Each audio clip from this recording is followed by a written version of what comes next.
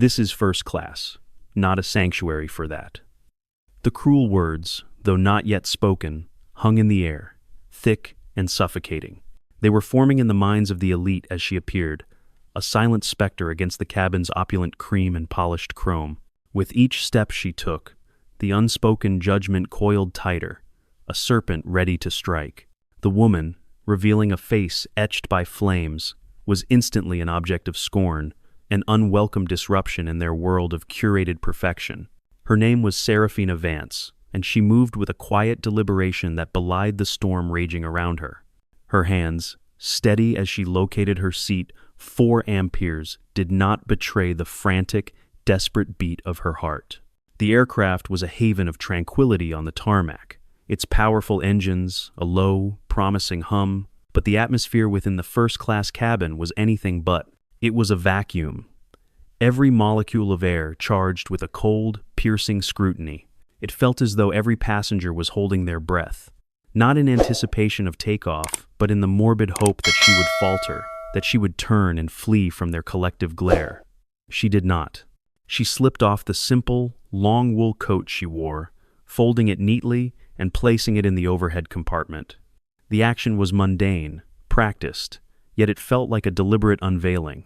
With the coat gone, there was nothing to soften the truth of her past. The scars were impossible to ignore. They were not faint, demure lines that could be mistaken for shadows in the soft cabin lighting. They were a brutal, intricate latticework of raised, silvered skin, a permanent roadmap of a past inferno. One side of her face was a tapestry of what had been and what was now. The damage began high on her temple, grazing the edge of her dark eyebrow before cascading down her cheek, pulling ever so slightly at the corner of her mouth.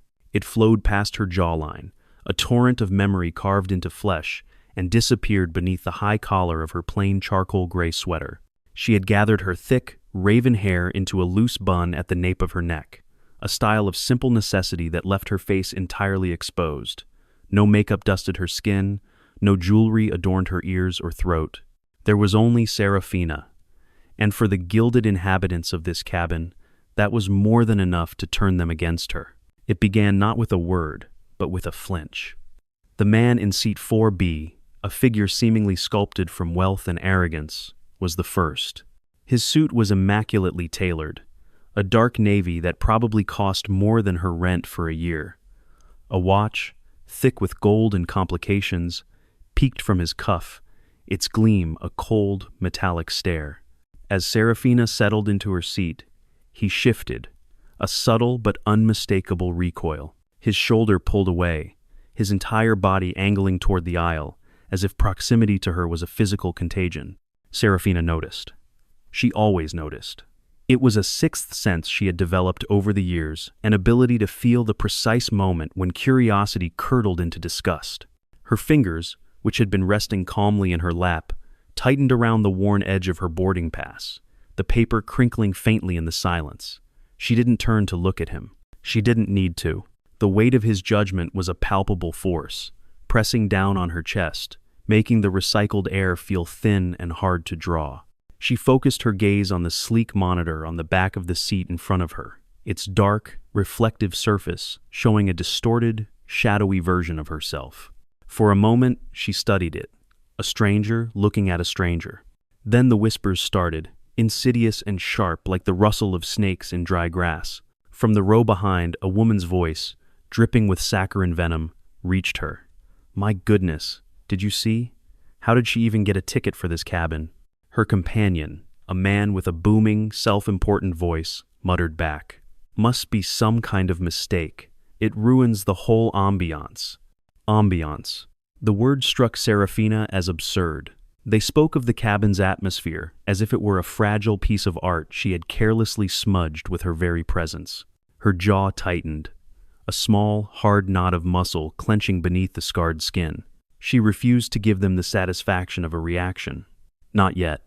Her eyes, a deep, steady brown, remained fixed forward. She would not flinch. She would not cry. She would not give them the drama they craved. But the pain was there. It was a raw, familiar ache that settled deep in her bones. It manifested in the rigid set of her shoulders, in the way she had to consciously command her lungs to take the next breath. This was a tired, old story, reenacted in 1,000 different places with 1,000 different faces. A coffee shop where the barista couldn't meet her eyes. A grocery store where a child pointed and their mother quickly pulled them away. People saw the scars, and in an instant, they wrote her entire history, casting her as either a monster or a victim, never just a person. Across the aisle, a man in a crisp navy blazer, his cufflinks glinting like tiny, cruel eyes, leaned toward his companion. She was a woman with perfectly manicured nails, the color of blood, her expression bored and superior. "I paid thousands for this seat," the man murmured, his voice a low growl of entitlement just loud enough to carry across the aisle. "I didn't sign up to sit near a public service announcement." His companion gave a small, smug smile, her lips curling with faint disgust. She adjusted the designer sunglasses perched on her head like a tiara. "It's simply not fair to the rest of us," she whispered back, her voice a silken thread of disdain. "They let anyone in here now. It lowers the standard." Serafina's fingers, still clutching the boarding pass, paused. Her knuckles turned white. For a split second, she broke her own rule. She tilted her head slightly, her dark eyes finding the man's in the reflection of the window. His gaze flickered, startled to be caught, and he immediately looked away, suddenly intensely interested in the clasp of his briefcase. Her voice, when she spoke, was not what they expected. It wasn't loud or angry. It was soft, yet it had the firm, unyielding quality of a stone dropped into still water, its ripples spreading through the tense silence. "I earned my place here," she said. The man in the blazer blinked, his cheeks flushing a dull red. The woman beside him, however, seemed to relish the confrontation. Her smug smile only grew sharper, wider, as if Serafina had just stepped onto a stage of her own design, a game she was destined to win. The quiet murmurings began to swell, emboldened now that the first verbal volley had been fired. A young man a few rows back, dressed in the tech bro uniform of a branded hoodie and expensive sneakers, openly snickered. "Earned it? Yeah, right, probably a sympathy upgrade." The insult, so casual and dismissive, was like a physical blow. Serafina felt her breath catch. She wanted to say something more, to defend the years of grueling work, the double shifts, the sacrifices that had paid for this ticket, a ticket she had bought not as a luxury, but as a necessity for a cross-country trip to see her ailing mother. But what was the point? Their minds were already made up. To them, she was a story they had already written, and no amount of truth could change the narrative. Her hands moved to her lap, her fingers lacing together so tightly they ached. She stared down at them, noticing a faint tremor she couldn't control. She willed it to stop. "Don't let them see," she pleaded with herself. "Don't let them see they're getting to you." A young woman in a tailored blazer, her blonde hair pulled back in a severe, sleek ponytail that spoke of corporate ruthlessness, leaned forward from 2 rows back. She carried herself with an air of unshakable confidence, her expensive earrings sparkling with every dismissive turn of her head. "Honestly," she said, her voice laced with a false, pitying sympathy that was more insulting than outright hostility. "It's just distracting. It's a matter of comfort. Nobody wants to spend a 6-hour flight staring at that." She made a vague, dismissive gesture in Serafina's direction, her perfectly manicured nails catching the light. A few other passengers nodded in solemn agreement, their faces tight with self-righteous solidarity. The consensus was clear. She was the problem. Her face, her history, her very existence was an inconvenience to their comfort. Serafina's hands stilled, her fingers uncurled, slowly, deliberately. She reached for the small, worn, leather-bound bag at her feet, pulling it closer. The movement was measured, graceful, drawing the eye. The woman in the blazer watched, a triumphant smirk playing on her lips, assuming Serafina was retreating, perhaps searching for a scarf or a mask to hide behind. Serafina looked up, her gaze not landing on any single person, but sweeping across the hostile faces with a calm, unnerving clarity. "Distracting," she repeated, her voice still quiet, but now it held a sharp edge, like a blade hidden in folds of silk. She paused, letting the word hang in the air. Then she added, "Then don't look." A stunned silence fell over the cabin once more. The confident smirk on the blonde woman's face faltered, replaced by a flicker of disbelief. She had expected tears or shame, not defiance. The air grew heavy again, thick with unspoken tension. The passengers had prodded the creature, and it had refused to cower. The whispers returned, no longer trying to be discreet. They were now low and sharp, like knives being sharpened on a whetstone. "She ruins the view," said a man in a crisp white shirt, his voice carrying just enough to sting. He was older, perhaps in his 50s, with a leathery tan that suggested a life spent on yachts and exclusive golf courses. His wife, a woman dripping in pearls and ennui, nodded without looking up from her glossy magazine. Another passenger, a young man with slicked back hair and a Bluetooth earpiece permanently affixed to his ear, muttered to his phone, "Why is she even here? Doesn't belong." This is what happens when standards slip. The words piled up, one on top of the other, each one heavier than the last, building a prison of prejudice around her seat. The air in the cabin felt colder, as if all the warmth and humanity had been sucked out, leaving only a sterile, refrigerated judgment. Serafina sat perfectly still, her back ramrod straight, her hands now resting on her knees. She would not run, she would not hide. She had survived fire, she would survive this. She focused on the rhythm of her own breathing, a small, internal anchor in the churning sea of hostility. As the plane began its slow taxi toward the runway, a middle-aged man in a garish golf shirt, his face flushed from either too much sun or too much pre-flight wine, leaned across the aisle toward a new target. A woman who had been watching the entire exchange with a look of cruel amusement. Her name was Genevieve Croft, and she radiated an aura of polished, predatory power. "You know," the man said, his voice loud and conspiratorial, "I bet she got that ticket for free. Charity case, probably." He chuckled, a wet, unpleasant sound, as if he had just cracked a brilliant code. Genevieve's lips, painted a severe shade of crimson, curled into a smirk. She nodded, giving him the encouragement he so desperately sought. "One does have to wonder," she mused, her voice carrying across the cabin. Serafina's fingers twitched against the fabric of her trousers. She wanted to scream. She wanted to stand up and tell them about the lives she had pulled from wreckage, about the comrades she had lost, about the fire that had taken her face but not her spirit. But she didn't. Instead, she reached into her bag and pulled out a small, worn notebook and a simple pen. She flipped it open to a blank page. Her pen moved slowly, the nib scratching faintly against the paper as she began to write something no one else could see.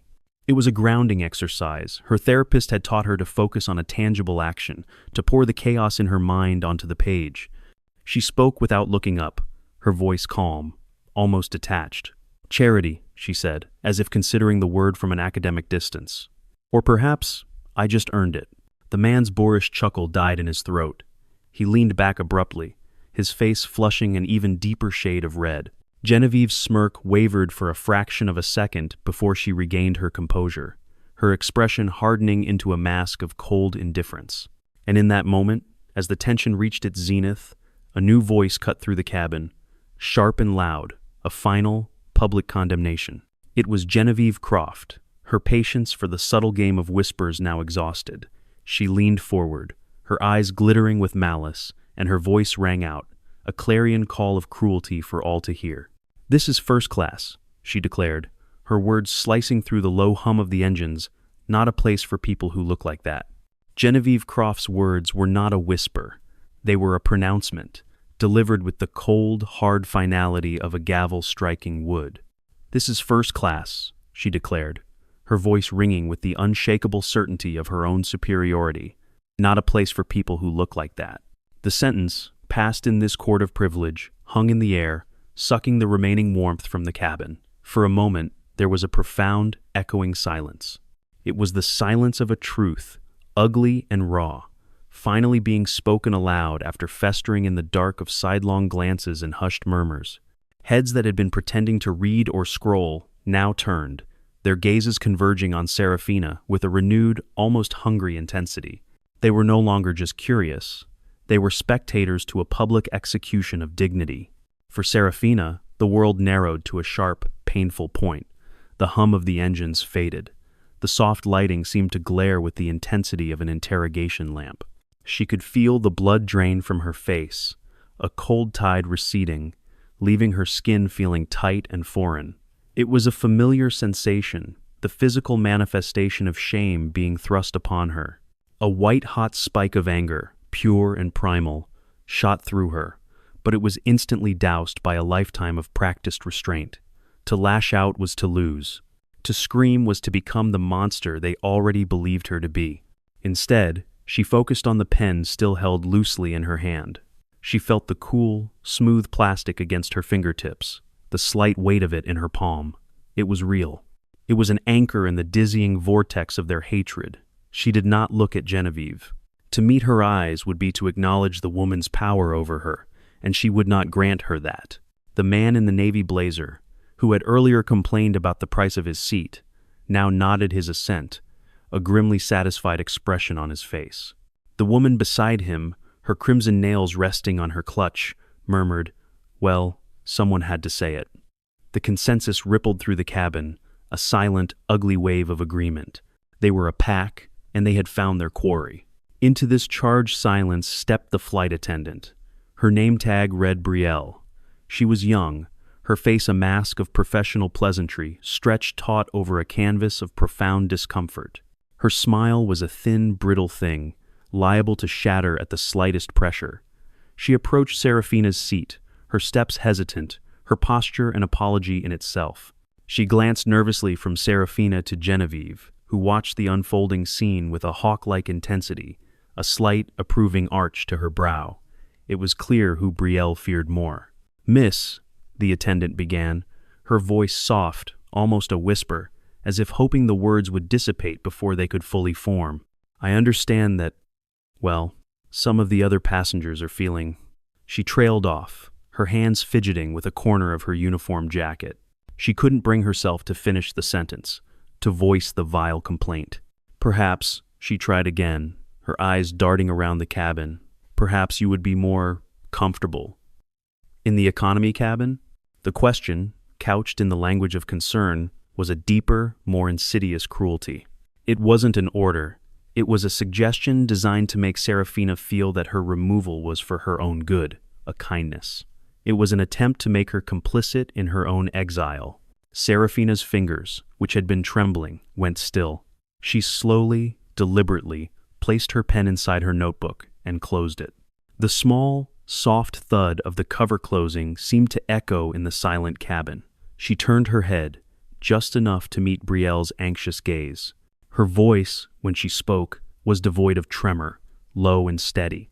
It was the voice she had used to calm terrified victims, a voice that stated facts, not arguments. "I'm fine here," she said. The simple, unadorned statement was a wall. Brielle's apologetic smile faltered. She looked helplessly toward the galley, seeking guidance from another crew member, an older man with a buzz cut, who simply gave a minute shake of his head, his expression a clear warning, "Don't make a scene." But Genevieve Croft thrived on scenes, especially those she directed. She hadn't finished. She leaned back in her plush leather seat, crossing her arms over her chest, a gold bracelet catching the light. She raised her voice again, ensuring everyone was still part of her audience. "Money can buy a seat," she announced with theatrical disdain, "but it certainly can't buy class." A few people snickered openly this time. The tech bro in the hoodie looked up from his phone, a wide, appreciative grin on his face, as if he'd just heard the punchline to a brilliant joke. The woman in the silk scarf, who had been pretending to be above it all, let out a small, sharp cough to cover a laugh, but her eyes gleamed with a mean-spirited delight. The words hammered at Serafina's carefully constructed composure. Class. They dared to speak of class. The irony was so bitter it tasted like ash in her mouth. She felt her resolve begin to fray. For a single, agonizing moment, her gaze dropped to the floor of the aircraft. She stared at the intricate pattern of the carpet, counting the woven swirls, focusing on the dark blue and gray threads. 1, 2, 3, 4. Just breathe. 5, 6, 7. This will pass. It was a mantra she had repeated in waiting rooms, in checkout lines, in the merciless reflection of shop windows. This will pass. But it wasn't passing. It was escalating. The woman in the tailored blazer who had called her a distraction leaned forward again, her voice sharp. It's a matter of respect for the other passengers. This is a premium experience. Exactly, the man in the golf shirt chimed in, emboldened once more. If you can't present yourself properly, you shouldn't be here. The attacks came from all sides, a barrage of entitlement and prejudice. Serafina felt her walls crumbling, the years of building a fortress around her heart proving insufficient against this sustained assault. Her hands moved to her lap, folding together, her knuckles pale. She would not cry. She would not yell. But her lips pressed into a thin, white line, a desperate dam against the flood of emotions threatening to overwhelm her. And then Genevieve delivered the final, most venomous blow. She looked Serafina up and down, her expression a caricature of disgust, as if she were examining a piece of filth that had sullied her shoe. Perhaps she should be offered a mask, Genevieve suggested, her voice sharp enough to cut glass. It would be a kindness to everyone. The words landed not like a slap, but like a punch to the gut, knocking the air from Serafina's lungs. A mask. They wanted to erase her, to cover the evidence of her life because it made them uncomfortable. The suggestion was so profoundly dehumanizing, so utterly contemptuous, that it shocked even some of the other passengers. The woman in the scarf gasped, her hand flying to her mouth, her eyes wide with a flicker of what might have been horror. But others laughed, short, cruel barks of laughter that echoed the emptiness of the speakers. That was it. That was the breaking point. Something inside Serafina, a wire stretched taut for far too long, finally snapped. Her head lifted slowly from its downward gaze. Her eyes, dark and deep, flickered toward Genevieve, and for the first time, she allowed a fraction of the inferno inside her to show. There was no anger in her gaze, no sadness.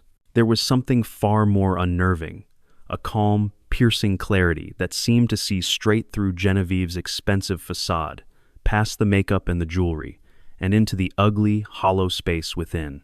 Genevieve's triumphant smirk faltered for a second, a flicker of uncertainty crossing her features. Serafina opened her mouth. She was going to tell them. She was going to unleash the story of fire and fear, of screams and sirens, of the weight of an unconscious man on her shoulders, and the searing kiss of the flame that followed. The words were right there, burning on her tongue. Then she stopped. Why? A voice in her head asked. Why should you have to bleed your story onto the floor of this airplane just to be treated like a human being? Her worth was not conditional. Her right to exist in this space was not something she needed to justify with her trauma. She closed her mouth, the torrent of unspoken words receding. She took a quiet breath, and then she spoke, her voice so soft it barely carried, yet it struck the cabin with the force of a thunderclap. I'm not the one hiding, she said. The cabin went absolutely still. The laughter died. The whispers ceased. Genevieve Croft blinked, her perfectly painted lips parting, but no sound came out. The accusation, so gentle and so devastating, hung in the air between them. Serafina was not hiding her scars. They were a part of her. It was they, the beautiful, perfect people, who were hiding their cruelty behind a veneer of class, hiding their insecurity behind their wealth, hiding their ugliness behind their polished exteriors. The power dynamic, for one breathtaking moment, had been inverted. Crack hiss. The sudden sound of the intercom cut through the fragile, tense silence like a physical shock. A calm, professional, disembodied voice filled the cabin. Passenger, Serafina Vance, please meet the captain at the front of the aircraft. A ripple of confusion and speculation went through the cabin. Heads turned, whispering renewed. Why was she being summoned? The tech bro raised an eyebrow, leaning over to his seatmate, who shrugged. Genevieve's composure, shattered for a moment, instantly reassembled itself. Her smirk returned, sharper and more vicious than before. This was the resolution she had been waiting for.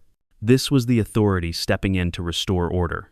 Probably to throw her off the plane, she said, her voice loud and dripping with satisfaction, for all to hear.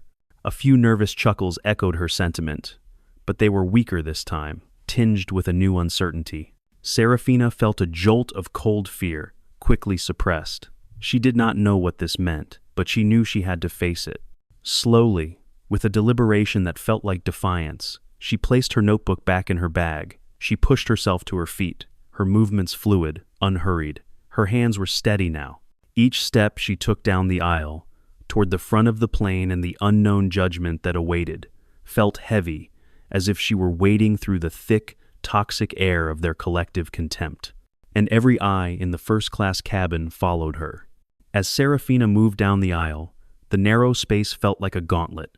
The air, already thick with malice, grew heavier with the smug anticipation of her downfall. Every stare was a physical weight, a tiny stone added to the crushing burden on her shoulders. She kept her eyes fixed on the door to the cockpit at the far end of the cabin, a distant point of light in a sea of darkness. It was her only destination. What lay behind it, she could not know, but it was better than the slow, suffocating death of 1,000 cuts she was enduring here. A man in a pinstriped suit, his dark hair slicked back with an overpowering amount of gel, leaned theatrically out of his seat as she passed. His cologne, a cloying, aggressive scent, assaulted her senses. "Bet she's getting kicked out for causing a disturbance," he said, his voice loud and smug. He looked around at his fellow passengers, seeking their affirmation, a performer playing to his audience. The cabin, however, was quieter now. The outright laughter had faded, replaced by a tense, watchful silence. The game was reaching its conclusion, and everyone wanted to see the final move. Serafina paused, her movement so slight it was almost imperceptible. Her hand, which had been at her side, rose and rested for a second on the back of an empty seat, a small gesture to steady herself. She turned her head, just slightly, her eyes meeting his. There was no fire in her gaze now, only a weary, profound exhaustion. "A disturbance," she said, her voice low, almost gentle, yet it cut through his arrogance with the precision of a surgeon's scalpel. "Or just your ego?" The man's face, which had been arranged in a mask of confident superiority, contorted. A tide of red climbed his neck and flooded his cheeks. He sank back into his seat as if she had physically pushed him, his bravado crumbling into dust. He fumbled with a newspaper on his lap, his confidence shattered by 4 quiet words. Serafina continued her walk, her steps steady, her head held high. She was not walking to her execution. She was walking to face a captain, an officer, a person who operated on rules and logic, not the petty, vicious whims of the bored and the wealthy. Whatever was coming, she would meet it on her feet. As she neared the front, the whispers intensified into a final, hushed chorus of speculation. "Why would the pilot get involved?" A woman in a cashmere sweater muttered, her voice sharp with disapproval. "It's a crew matter." The tech bro, his earlier bravado returning, leaned forward and smirked. "The pilot must have the wrong person," he said, loud enough to carry. "He's probably looking for a VIP, not her." Genevieve Croft let out a high, brittle laugh that grated on the nerves. As if the captain would know her, she scoffed, the word, her dripping with disdain. Ridiculous. Brielle, the young flight attendant, stepped forward as Serafina reached the galley area. Her professional smile was gone, replaced by a look of stern impatience. She brushed a hand against Serafina's arm, a touch that was meant to hurry her along, not to offer comfort. "Hurry up," she said, her voice barely above a whisper, her eyes flicking nervously toward the cockpit door. "Don't cause any more trouble." Serafina didn't look at her. She didn't acknowledge the touch. She simply kept walking, her steps measured, her gaze fixed on the door. The weight of every stair in the cabin pressed against her back, a tangible force willing her to stumble, to show a sign of weakness. But she did not falter.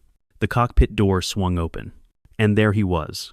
Captain Elias Thorne stood in the doorway, a figure of absolute command. He was tall and broad-shouldered, his dark uniform crisp and adorned with the emblems of his rank. His salt and pepper hair was neatly cut, and his face, though etched with the fine lines of a man who had spent thousands of hours in the sky, was serious and composed. His eyes, a startlingly clear shade of blue, scanned the hostile faces in the cabin for a brief moment before they found and locked onto Serafina. In that instant, it was as if a bubble of silence descended around them.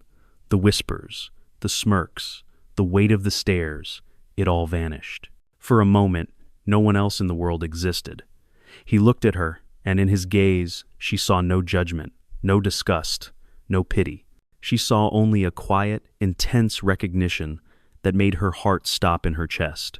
Then, before anyone could speak, he stepped fully out of the cockpit and into the galley, and he did something that sent a tremor of shock through the entire cabin. With a smooth, deliberate motion, Captain Elias Thorne removed his captain's hat. The gesture was small, but it carried the weight of a ceremony. It was not a simple act of courtesy. It was a sign of profound, almost reverent respect, a symbolic bowing of authority to honor. In the rigid hierarchy of aviation, the captain's hat was a symbol of his ultimate command, and he had just set it aside. For her, he held the hat in his left hand, against his chest. He looked directly at Serafina, his eyes softening with a gratitude so deep it was almost painful to witness. And then his voice rang out, clear and steady, a captain's voice accustomed to being heard over the roar of engines and the chaos of storms. It sliced through the tense silence, reaching every corner of the first-class cabin. "Miss Vance," he said, his voice resonating with an emotion that was unmistakable. "It's an honor to finally meet the woman who saved my life." The words hit the cabin like a shockwave, a sonic boom that shattered the very foundation of their reality. Every head snapped to attention. Whispers died mid-syllable. Jaws that had been tight with scorn now hung slack with disbelief. The man in the pinstripe suit froze, his newspaper slipping from his nerveless fingers. The woman in the cashmere sweater stared, her mouth a perfect O of astonishment. But the most dramatic transformation was on the face of Genevieve Croft. The crimson smile, the look of smug, vindictive triumph, was instantly erased, as if wiped clean by an invisible hand. Her face went deathly pale, a stark contrast to her severe, dark lipstick. Her hands, which had been resting elegantly on her armrests, froze in place, her knuckles white. The carefully constructed mask of superiority, the one she had worn like armor her entire life, shattered into 1,000 pieces of raw, uncomprehending disbelief. She stared at Serafina, then at the captain, her mind refusing to process the scene before her. It was impossible. It was a glitch in the ordered, predictable world she inhabited. It was, to her, utterly and completely ridiculous. Captain Thorne's words echoed in the deafening silence, each syllable a hammer blow against the walls of prejudice that had been so carefully constructed. "The woman who saved my life." The statement was so direct, so unequivocal, that it left no room for doubt or misinterpretation. It was a fact, delivered with the full weight of his command. For a moment, no one moved. The passengers of first class were suspended in a state of collective shock, their minds scrambling to reconcile the vilified creature from moments ago with the heroic figure now standing before them. The dissonance was too great, the reversal too absolute, but the captain was not finished.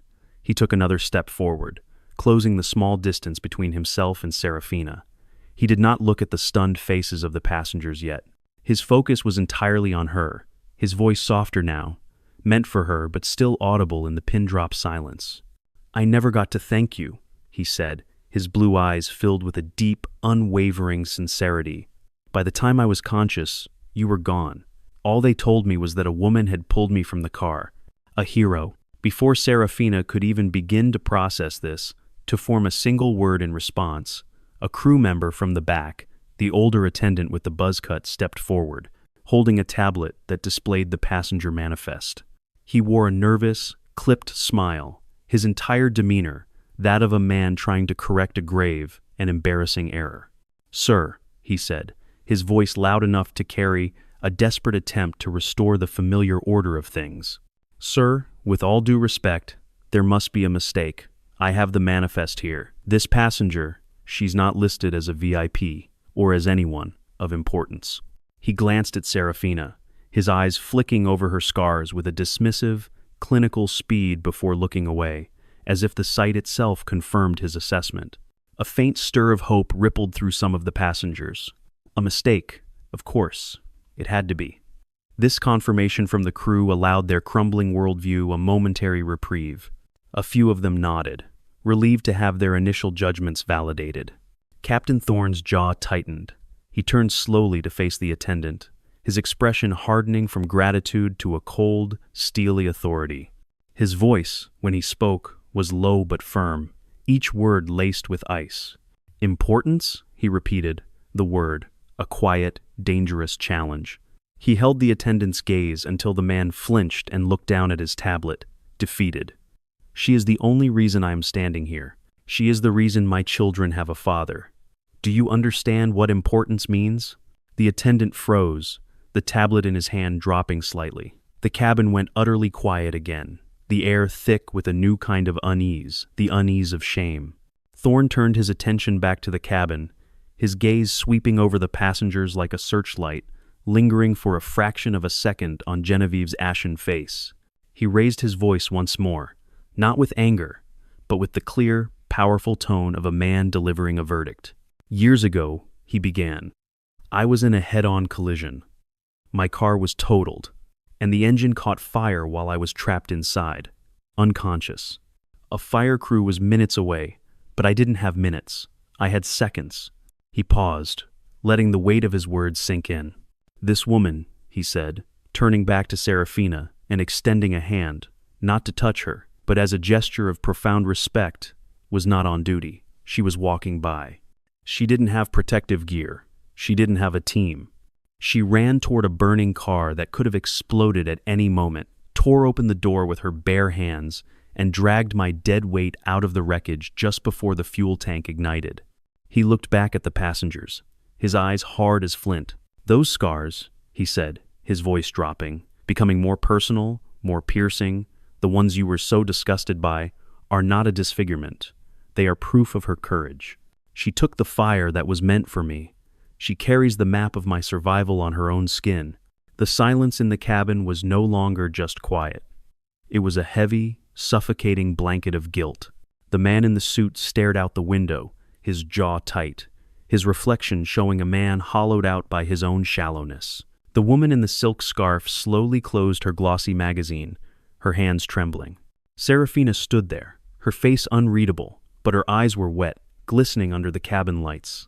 A single tear escaped, tracing a clean path through the landscape of her scars.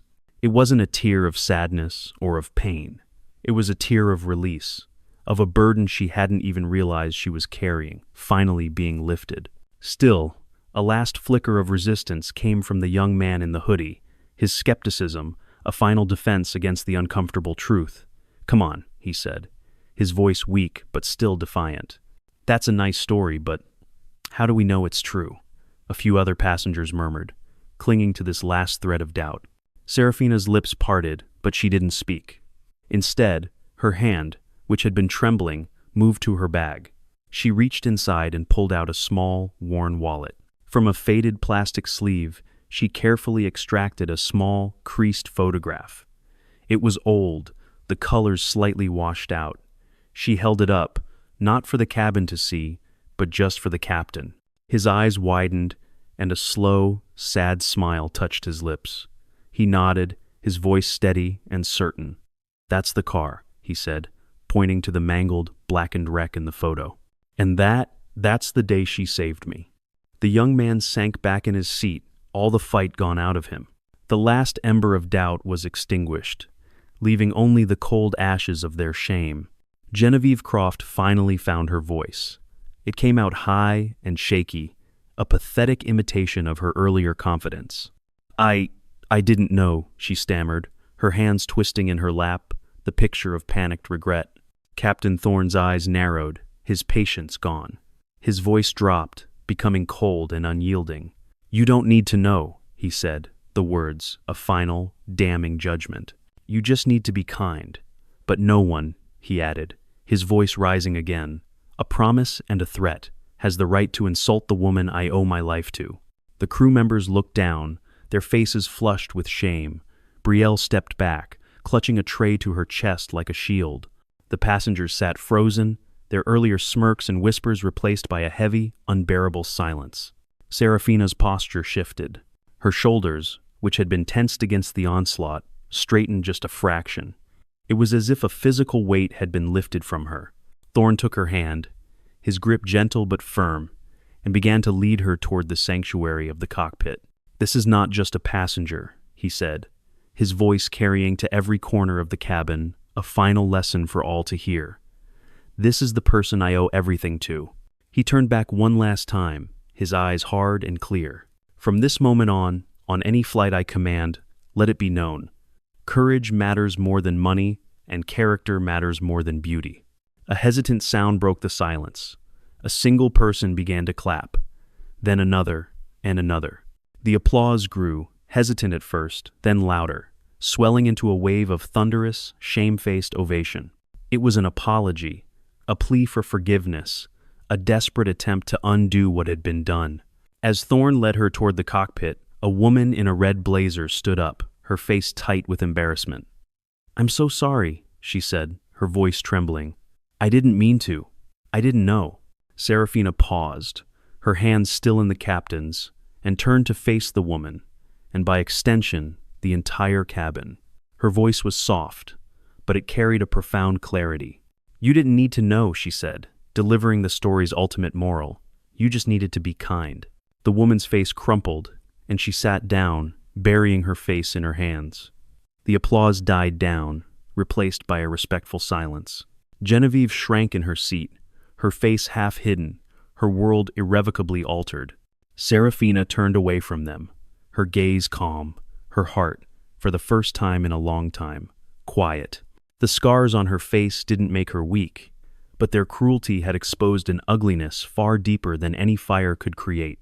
The cockpit door opened, and she stepped inside with the captain.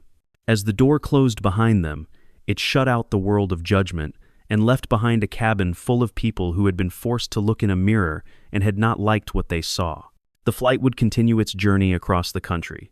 But for the passengers of first class, the true journey had just begun, a long, uncomfortable descent into themselves.